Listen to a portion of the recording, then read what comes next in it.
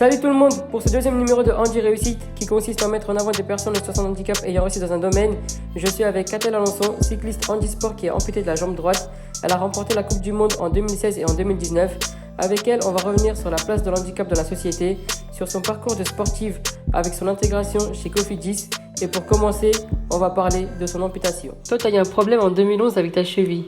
Raconte-moi ça. Ouais, un peu avant ça même.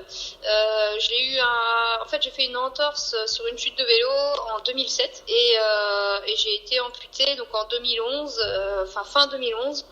Du coup, presque 5 ans après l'entorse en fait. Et pourquoi autant de temps après ? Parce que pour le monde médical, l'amputation est un échec. Mais dans mon cas, ils voulaient tout faire pour essayer de sauver ce qui pouvait l'être. Or, il s'est avéré au bout de tant de temps que ça pouvait pas revenir en arrière. Et de toute façon, si j'avais gardé mon pied, j'aurais gardé des grosses séquelles et la marche n'aurait pas été fonctionnelle en fait. Donc le choix de l'amputation a été fait parce qu'il n'y avait pas de retour en arrière possible. Tu étais dans quel état d'esprit après avoir fait ça ? Moi, c'était un choix parce que la douleur était telle que voilà, je pouvais plus vivre comme ça. Donc du coup, l'état d'esprit après, moi, c'était une délivrance. Je pouvais plus continuer dans cette galère-là. Donc il fallait vraiment qu'il y ait une page qui se tourne et que je vive et pas tout simplement vivre que dans la douleur, quoi. Du coup, tu as une nouvelle vie après, concrètement. Et comment ça se passe au quotidien ? Comme une vie normale. On va dire que je fais tout pratiquement comme tout le monde. Après, avec des adaptations, parce que forcément, on vit avec une prothèse, donc c'est pas une jambe. Des fois, j'entends des gens dire tu la gardes tout le temps, mais non, on est bien obligé de l'enlever de temps en temps, donc je la garde pas la nuit, par exemple. Mais voilà, après, j'ai une vie relativement normale et je fais tout pratiquement comme avant, en fait. Et tu as parlé des réactions de la part des gens. Tu as eu des moqueries, des critiques à ton égard ? Non, pas des moqueries, on va dire que c'est plus des interrogations qu'autre chose, c'est plus il y a des questionnements, c'est sûr je suis un peu différente, donc forcément la différence en fait interpelle les gens, donc forcément il y a des questions. Maintenant, c'est pas des moqueries, c'est plus il y a des regards, mais pas de moqueries particulièrement. Tu le vis bien, toi ? Oui, il n'y a pas de problème parce que déjà, quand on accepte son handicap, c'est beaucoup plus facile. Moi, perso, je l'ai accepté depuis bien longtemps. Donc moi, les gens qui regardent, ça me dérange pas du tout. C'est pas un problème. Si des gens viennent me poser des questions par rapport au handicap, j'y répondrai sans problème parce que ça me paraît naturel d'y répondre. Ça me pose pas de problème, non. Et après l'opération, qu'est-ce que tu voulais faire de ta vie professionnelle ? Alors, déjà, je voulais vivre tout simplement. La vie professionnelle, on se pose bien des questions quand on est amputé. On se dit qu'est-ce que je vais faire maintenant ? Et c'est surtout, je voulais revivre et remarcher, refaire du vélo parce que c'était un accident de vélo, donc je voulais à tout prix remonter sur mon vélo. Donc la vie professionnelle, au départ, je m'en suis pas vraiment préoccupée parce que je voulais d'abord réapprendre à vivre en fait, tout simplement. Et puis finalement, le sport est venu presque naturellement et puis je me suis reconstruite dans le sport en fait. Et justement, j'allais revenir. Depuis, tu as pratiquement une dizaine de titres de championne de France, une dizaine de podiums internationaux. Toi, tu fais de la piste et de la route. Pourquoi ? Oui. Alors au départ, la piste, c'était juste pour me préparer à la route. Enfin, c'est toujours d'ailleurs juste pour me préparer à la route. Je pense que quand on fait de la piste, on gagne musculairement un petit peu. Donc le choix de la piste était vraiment pour me faire progresser sur la route. Et c'est toujours le cas. Et la piste n'est pas une chose que j'affectionne particulièrement. C'est pas vraiment la discipline que je préfère dans le vélo. Donc du coup, le choix de la piste a été fait vraiment pour progresser sur les courses route et particulièrement sur le sprint en fait. Et tu es aussi dans l'équipe Cofidis sur la route. Mm-hmm. Comment tu as fait pour intégrer cette équipe ? J'ai intégré cette équipe après les Jeux de Rio en 2016, fin 2016, du coup début 2017 pour la saison 2017. Et j'avais fait la demande auprès de Valérie Alexandre qui est responsable de l'équipe handisport. Donc j'avais posé candidature suite à ma victoire en Coupe du Monde en 2016. Et j'ai eu la réponse quand j'étais aux Jeux paralympiques, donc à Rio, quoi. Et puis mon intégration dans l'équipe s'est très très bien faite et c'est top, quoi. T'avais pas une appréhension avant d'arriver ? Une appréhension, oui et non, parce que j'étais pressée de voir comment ça allait se passer, d'aller en stage avec les pros, je pense que pour tout cycliste, c'est un rêve, quoi. Donc là, je touchais enfin le rêve des mains. Donc voilà. Après, non, il y avait de l'excitation, mais aussi, oui, un peu de stress parce que est-ce que je vais réussir? Est-ce que je vais être intégrée? Parce que, et en étant en plus, déjà, en étant handi, il faut faire accepter le handicap, mais en plus de ça, j'étais la seule fille chez Cofidis, donc, dans un milieu très très masculin, et voilà. Donc j'appréhendais un petit peu la réaction des gars. Maintenant, voilà, ça s'est fait très naturellement et ça s'est très bien fait. Et justement, comment ça s'est fait? Il y a pas eu de soucis. Enfin voilà, après j'ai du caractère, donc je pense que je suis pas du genre à me laisser faire. Et si les gars me cherchent un petit peu, j'ai du répondant, on va dire. Donc du coup, non, ça s'est fait tout naturellement et j'ai été intégrée comme un autre cycliste. Enfin, je veux dire, il n'y a pas eu de problème particulier et vraiment l'intégration s'est faite naturellement. Ça se fait très très bien. Et non, au contraire, les gars sont plus du genre à me protéger qu'autre chose. Donc non, que ce soit au niveau de l'encadrement, comme au niveau, que ce soit les mécanos, que ce soit les kinés, que ce soit les coureurs pro, il y a jamais eu de problème dans l'équipe Cofidis. Donc non, c'est vraiment une belle équipe et une belle ambiance. Et pourquoi avoir fait ce choix d'intégrer une équipe valide, on va dire? Déjà, l'équipe Cofidis a l'avantage d'avoir une équipe handisport. Donc, je suis pas la seule handisport à être chez Cofidis, on est 6. Et déjà, rien que d'avoir ce petit collectif handisport, c'est vraiment chouette. En fait, c'est plus qu'une équipe au jour d'aujourd'hui, c'est une famille. Et moi, quand je voyais les coureurs de chez Cofidis sur les courses handisport, ça me faisait déjà un petit peu rêver. La première course que j'ai faite, c'était à Longchamp. Il y avait le fan club de Cofidis qui était là, il y avait certains coureurs qui étaient là, dont Laurent Thirionnet. Donc, ça me faisait un petit peu rêver. Et puis je me disais à ce moment-là que c'était pas possible, que voilà, je pouvais pas arriver à avoir un niveau suffisant pour intégrer cette équipe-là.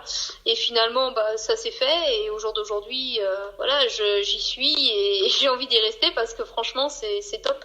T'as gagné la Coupe du Monde l'année dernière. Raconte-moi comment s'est passé un peu la saison.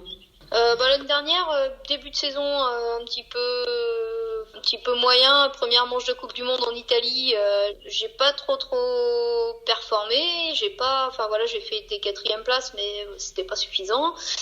Coupe du Monde en Belgique, je fais un podium. Par contre, je passe à côté de mon contre-la-montre. Bon, après, c'est une chose qui arrive. Et puis, la dernière manche de Coupe du Monde, elle s'est faite au Canada. Donc là, je fais 2 podiums, je fais 2e et 3e. Donc, ça m'a permis d'avoir suffisamment de points pour gagner la Coupe du Monde. Après, j'ai aussi profité de l'absence d'une de mes adversaires sur le Canada. Donc, ça a été un avantage pour moi. Maintenant, voilà, j'ai fait 3 podiums en Coupe du Monde cette année. Et du coup, ça me permet de gagner la Coupe du Monde et c'est vraiment chouette. Après, grosse déception cette année, ça a été le championnat du monde où voilà, je fais un contre-la-montre correct pour moi, je finis 6e, donc c'est plutôt pas trop mal. Et puis après, j'espérais beaucoup sur la route faire un podium.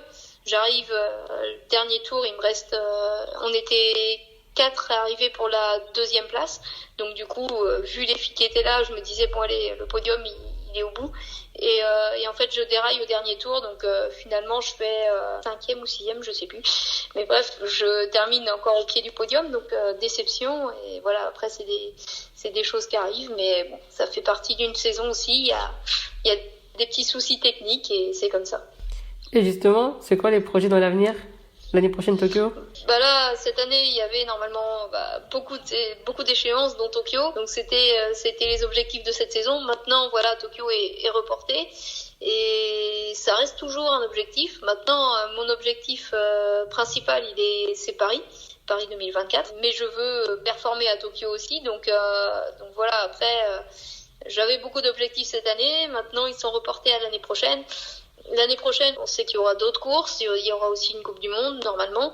Après, est-ce qu'il y aura des championnats du monde? On n'en sait rien pour l'instant. En fait, c'est difficile un petit peu là, au jour d'aujourd'hui, de se projeter. Mais voilà, après, il faut rester concentré sur les Jeux et avoir en tête les Jeux de Tokyo. Et puis après, on se concentrera sur Paris.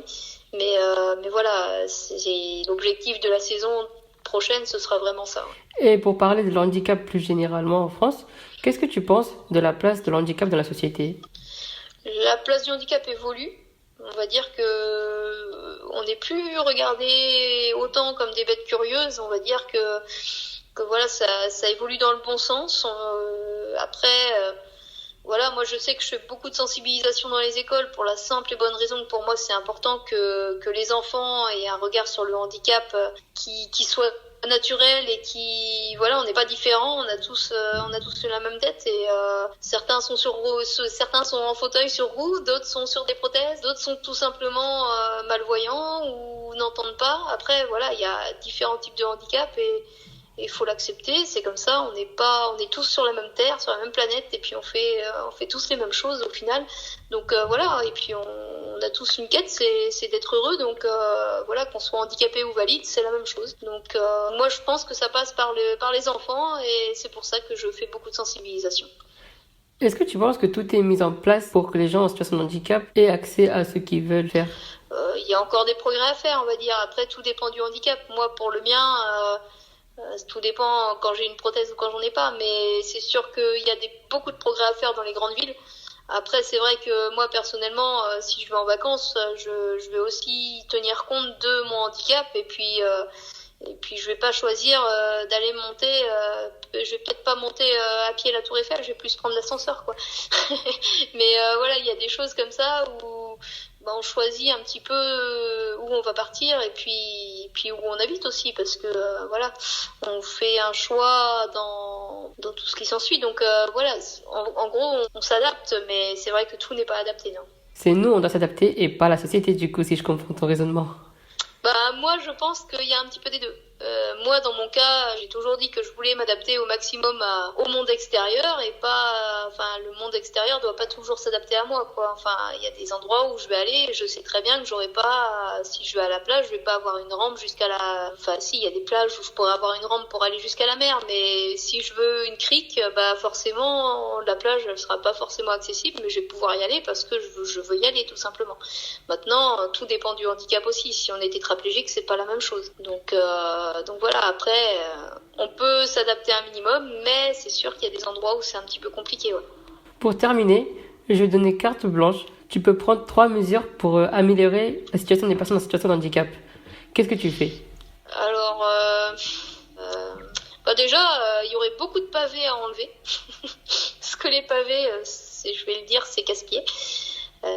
Sans jeu de mots. Donc voilà, il y aurait ça. Après, élargir les trottoirs, parce que les trottoirs, c'est une catastrophe, et pas que pour les personnes en situation de handicap. Je pense aussi aux mamans qui ont des poussettes, et puis aux personnes âgées qui ont un déambulateur ou une canne, et puis voilà. Donc de voir le nombre de voitures qui sont garées sur les trottoirs, c'est un petit peu, voilà. Donc ça serait peut-être la deuxième chose, mais après, une troisième chose, je sais pas trop. Voilà pour ce très bel échange, j'espère que cela vous a plu. N'hésitez pas à vous abonner à la chaîne YouTube et à aimer la page Facebook. Je vous retrouve très bientôt pour le 3e numéro. En attendant, n'oubliez pas que quand on veut, on peut.